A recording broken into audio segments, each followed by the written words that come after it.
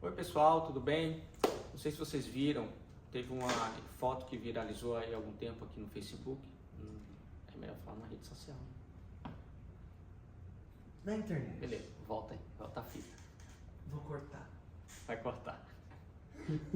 Oi pessoal, tudo bem? Não sei se vocês viram a imagem que viralizou há um pouco tempo aí na rede social sobre um piloto que postou uma pressão de 1050 hectopascal. Muito alta, né? Às vezes algumas pessoas podem achar que é um erro e não, né? A gente vai nos anticiclones, né? Tanto no Polo Norte como no Polo Sul ou até em áreas de latitudes elevadas, existe sim altas pressões. Aqui na região de São Paulo, que não é uma altitude tão elevada, eu trabalhando no APP São Paulo, né? Na estação meteorológica, já detectei 1040 hectopascal. Foi mais ou menos aí em 2011. Ano passado eu acho que deve ter chegado a 1030, tem que dar uma olhada nos arquivos de metade do ano passado. E aqui acontece porque a gente tem a alta transiente do Atlântico, ou seja, é uma alta pressão que sempre vai andando ou para a África, quando chega no nosso verão, ou vem mais no inverno aqui para São Paulo. Então no nosso inverno, essa alta transiente, às vezes ela entra muito no continente, depois da passagem de uma frente fria, e dá altas pressões. Então, por exemplo, aqui, eu coloquei São Paulo 1040 justamente por causa desse caso que ocorreu. E eu queria lembrar, né, que o aeroporto de Santos, no nível do mar, aeroporto de São Paulo, o 1040 se deu aqui em São Paulo, vamos considerar que se tivesse, né, uma linha única, uma isobra na mesma região, não quer dizer que a pressão real do aeroporto de Congonhas estava 1040. 1040 estava no nível do mar, porque era um QNH, tá bom?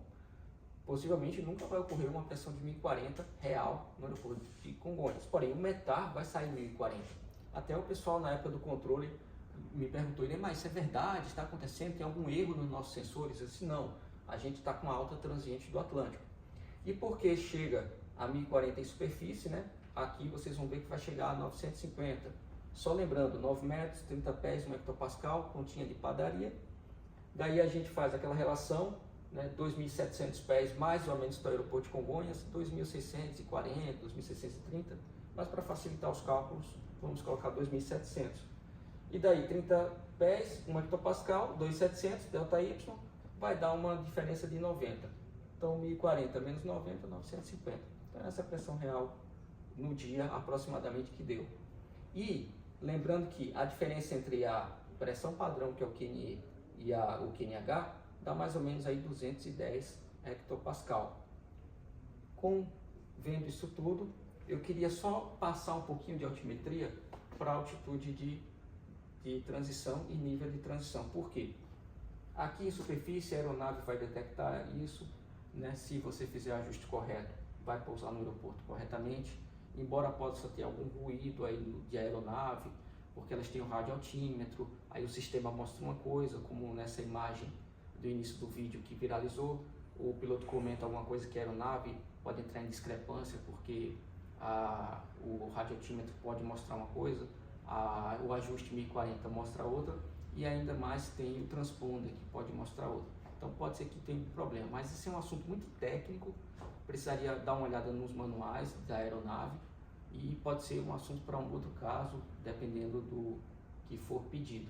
Mas para agora, só lembrando um pouquinho de altimetria, na meteorologia, para uma questão tipo ANAC, a gente faz o quê? A gente tem a altitude de transição, vou dar o aeroporto de Santos, que é mais simples, considerando o nível do mar 1040, ele vai ter que fazer um ajuste na altitude de transição de QNH para QNE, de mais ou menos aqui a 5.000 pés acima do nível do aeroporto.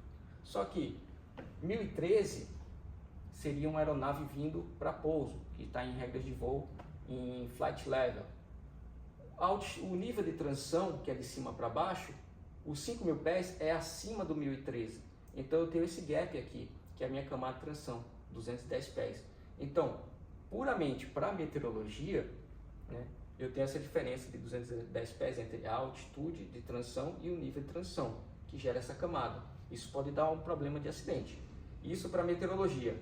Aí você diz, mas Iremar, isso aqui, né, na meteorologia é diferente às vezes da regra de voo, que eu já vi na ICA 137. Sim, Isso aqui é apenas um cálculo puro para ver qual é a diferença entre eles. Agora, quando vem na prática, no caso de regras de voo, controle de voo, a ICA 137, a ICA de controlador de voo, instrução de comando aeronáutica, vai ter uma tabela lá, que na tabela ela mostra, de acordo com a diferença de pressão no aeroporto, você vai fazer um ajuste diferente aqui do nível versus a altitude. Isso a gente vai deixar aqui na imagem, no final do vídeo, essas diferenças. Achou interessante? Né? Dependendo, deixa aí nos comentários se alguém já pegou alguma pressão muito alta assim. Essa diferença de pressão pode afetar a aeronave? Deixa nos comentários, tá bom? Obrigado.